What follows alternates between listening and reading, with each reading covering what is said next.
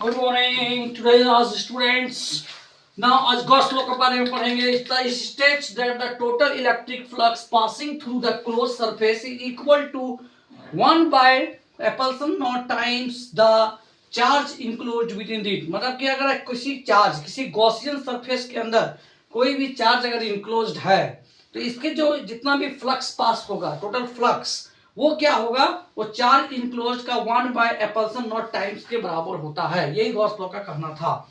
ठीक है, तो गॉस लॉ में क्या है कि अब इसको हम लोग पहले फाइंड आउट कर लेंगे गॉस लॉ। तो गॉस लॉ मान लीजिए कोई भी चार्ज है जो एक किसी गॉसियन सरफेस के अंदर इंक्लोज्ड है। ठीक है, किसी भी पॉइंट चार्ज का गॉसियन सरफेस हमेशा स्फेरिकल शेप का होता है। तो इस चार्ज के कारण कितना आपका इलेक्ट्रिक फील्ड बनता है। तो electric field due to point charge जानते हैं 1/4 pi epsilon not q by r square होता है।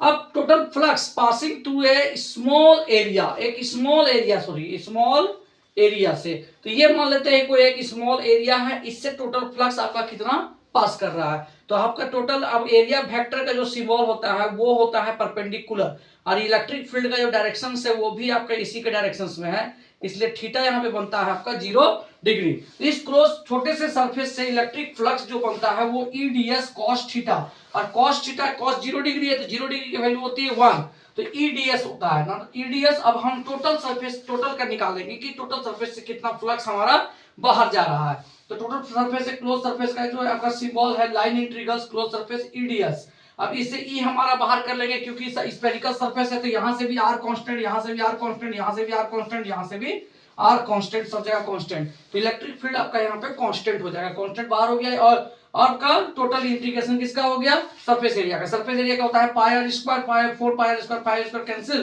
तो क्यू बाय एप्सिलॉन नॉट आपका बनकर आ गया। तो total flux of the close surface enclosed within the charge is 1 by epsilon not times equal होता है। ये आपका प्रूफ हो गया। Thank you.